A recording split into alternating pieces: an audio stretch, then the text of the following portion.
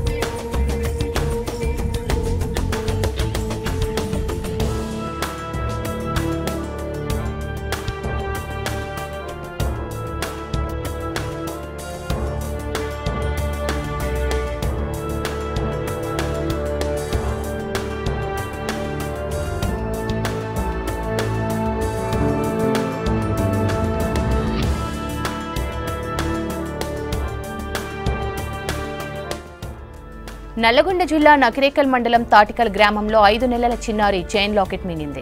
వెంటనే నల్గొండలోని ఓ ప్రైవేట్ హాస్పిటల్కు తీసుకెళ్లారు తల్లిదండ్రులు. స్కానింగ్ తో చైన్ లాకెట్ గుర్తించారు గ్యాస్ట్రో డాక్టర్లు. చిన్నారికి ఎలాంటి సర్జరీ చేయకుండానే ఎండోస్కోప్ తో లాకెట్ ను బయటకు తీశారు. చిన్నారి ఆరోగ్యానికి ఎలాంటి ఇబ్బంది లేదని చెప్పారు.